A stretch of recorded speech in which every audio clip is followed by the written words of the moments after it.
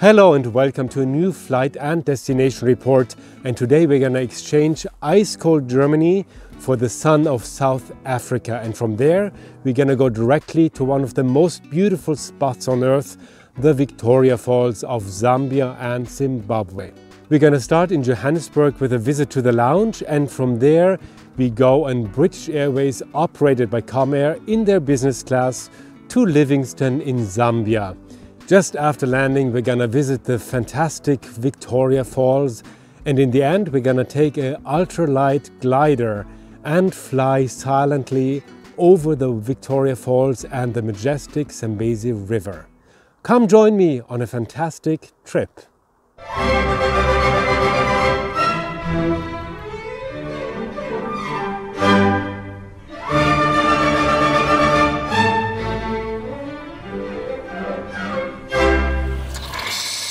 And here we start with a cappuccino at the Johannesburg lounge. I'm looking forward to this trip very much. As a trip itself, it's one of those once-in-a-lifetime destinations. I'm really looking forward to that.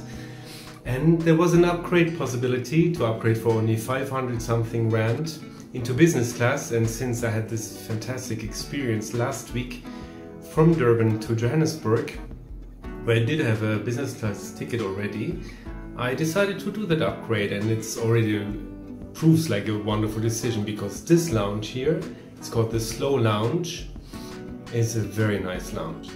Good coffee, that's important in the morning, and now I'm really looking forward to that flight. And before our flight, here's some impressions of the Slow Lounges, which are part of Comair, the operator of British Airways South Africa. While you see that there's lots of space here, including some quiet corners, and the lounges, like here in Johannesburg, offer a very good breakfast buffet, and throughout the day you can choose from a big and good variety of hot dishes and cold snacks, as well as a large selection of soft drinks, beers, local cider and wines. South Africa is a wine country, and of course you'll get your wine perfectly chilled from these special wine taps. So let's go to our gate, and on our way let's have a look at the shops, which I normally don't care too much about, but here there's more than just the boring worldwide brands. You'll find some really nice and not overpriced shops with African goods, like this cute store for kids, or handicraft shops with goods made of glass pearls, locally produced leather bags, painted ostrich eggs, or zebra and springbok skins, which by the way come from animals which were farmed for food consumption. And another thing I love in Africa are the departure boards with all those exotic destinations of southern Africa, such as Maun, Harare, Kinshasa, Gaborone or Antananarivo in Madagascar.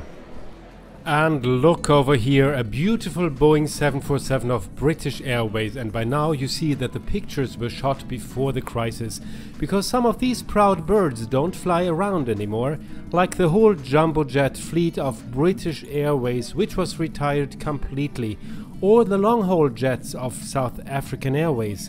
Well, this time it's again an old Boeing 737-400 of 21 years age. Anyway, it's wonderful to stand out here. I try to be the last one in the line, so I can stand in the airfield as long as possible on the airfield. And all you aviation fans, you know what I mean. The smell of kerosene. But of course I've also got some pictures of an empty Boeing 737 of Comair British Airways with its blue leather seats, and this one is a Boeing 737-800 on a flight from Durban to Johannesburg just a few days before, and the specialty of this one is that in business class a tray unfolds from the backrest of the middle seats, giving extra space. However, our Boeing 737-400 doesn't have that. Instead, there's 2 seats on the left side and 3 seats on the right side. In general, the Boeing 737 is also the workhorse of all 4 major airlines in South Africa. That's Mango, Safair, Kulula and British Airways. The Airbus A320 was only used by South African Airways, which unfortunately don't exist anymore.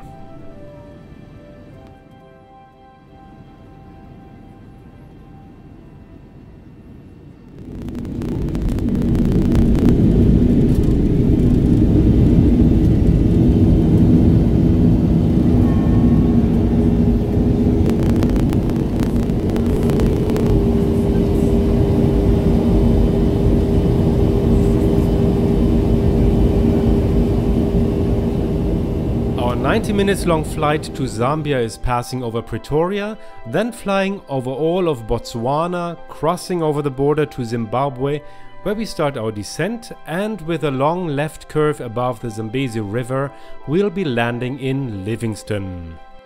We will shortly commence our in-flight service.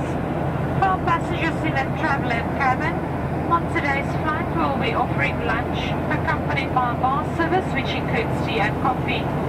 On the menu we have a choice of pork banger and mash, or a North African stew with couscous.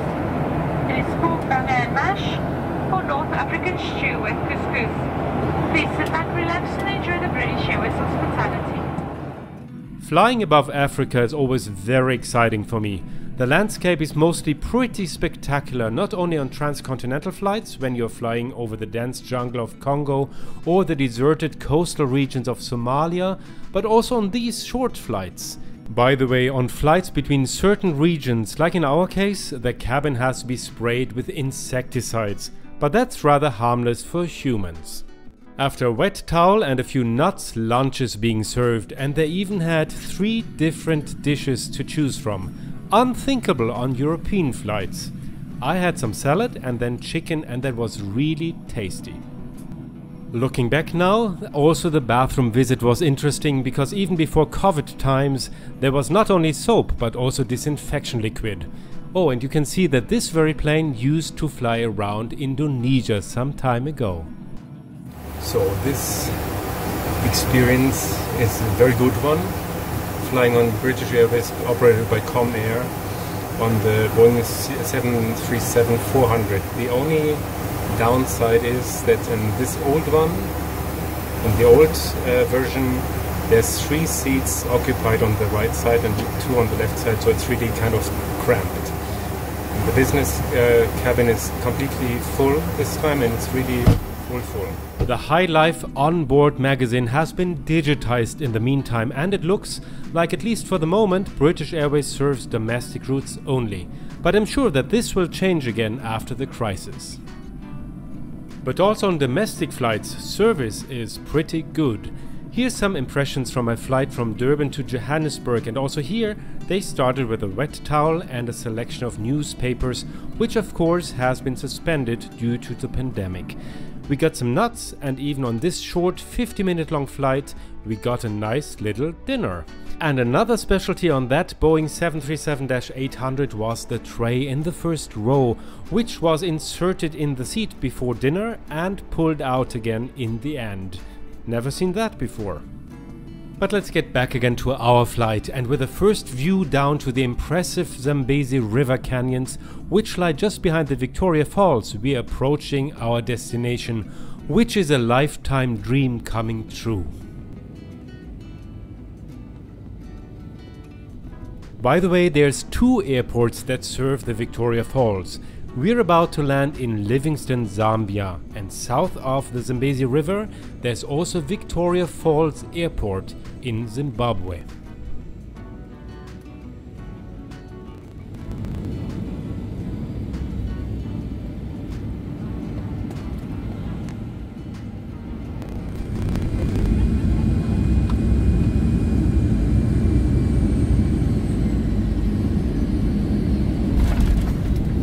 Our flight is ending at the small airport of Livingstone, just like it started in Johannesburg, beautifully old-fashioned on a gangway. And after short immigration formalities, we are already in the semi-wilderness of this region. The taxi ride to the falls takes only 15 minutes, and here you experience what you don't get anymore in South Africa: wild elephants directly by the street. And here we are at the spot where the Zambezi River falls 100 meters deep into a narrow canyon, which we'll see a bit later from above on an ultralight trike.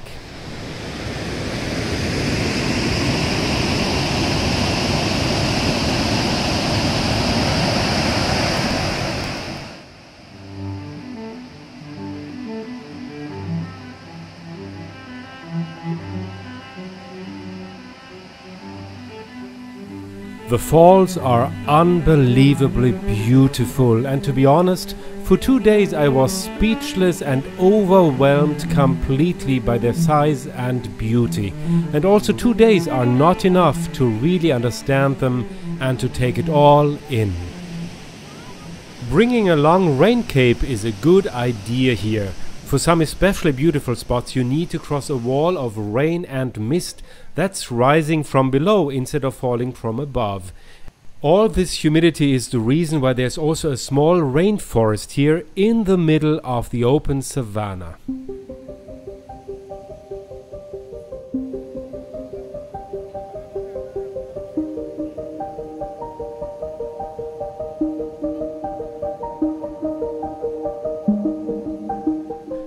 To see it all, you need to cross borders between Zambia and Zimbabwe, which is pretty easy with an instant visa at the border for just $30.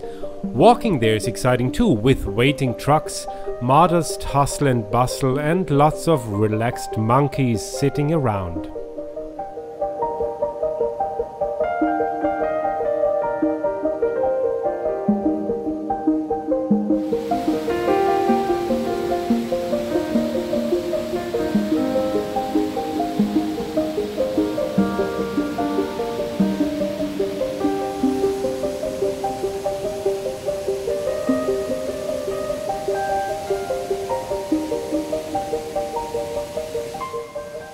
Just a quick note regarding the best season to visit. In the rainy season, in February and March, the falls carry so much water that you might not see them at all, because there's so much mist in the air. In the dry season, however, the falls can get a little empty, so the best time is May to July, when there's lots of water, but not too much, so you'll see the falls and not just mist.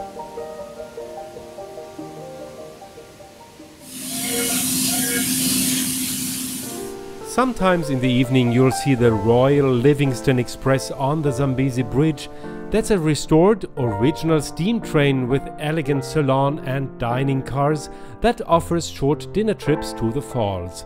I didn't do that, but I was lucky enough to take a look at the driver's cabin. A really special moment of history becoming awake and a beautiful relic from old times.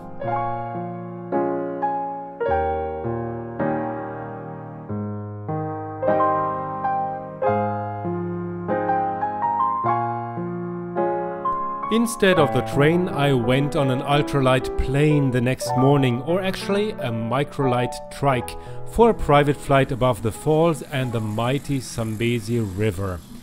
You should be sitting though when you hear the price, because it's $185 for 15 minutes.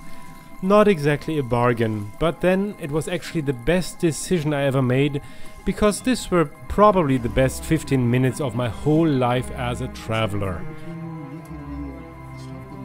The pilots here know their job, and after some instructions, we took off to soar above this fascinating landscape.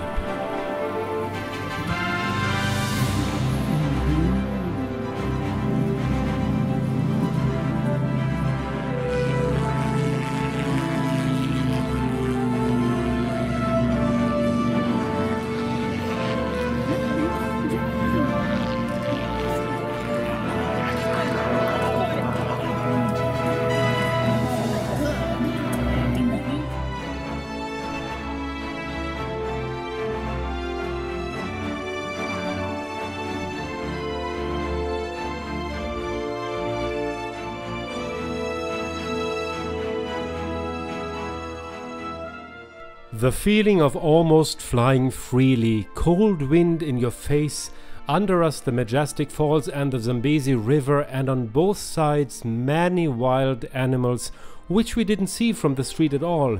Groups of elephants, zebras, giraffes, wildebeests, and in the river many hippos and surprisingly many crocodiles too. It's still a real paradise, and it was a deeply moving experience.